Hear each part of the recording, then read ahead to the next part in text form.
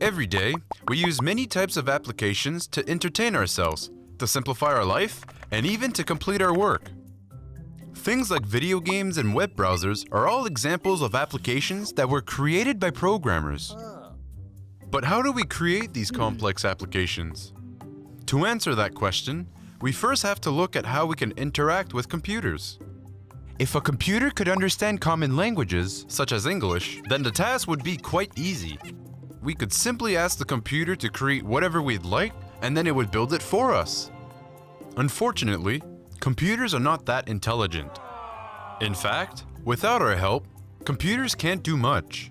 To help our lazy computers be productive, the first programmers had to create a language that computers could understand. This language is a set of instructions. Giving an instruction to a computer is similar to giving an instruction to your friend. Imagine saying to your friend, "Pass me the ball." As long as your friend understands English and has a ball, then he can complete your request. The same applies to a computer. We have to give it instructions in a clear and concise manner. If the computer understands the instructions, then it will execute them. Let's try talking to a computer together. To do so, look at your code editor. It's in the window to your right with the sample of text.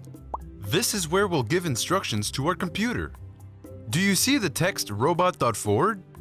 That's a valid instruction which the computer understands. It will tell the computer to make the little robot move forward a single square. Your computer will wait until you press the Run Code button before executing your code. This will activate the valid instructions inside the code editor. This action of activating your code is called running your code.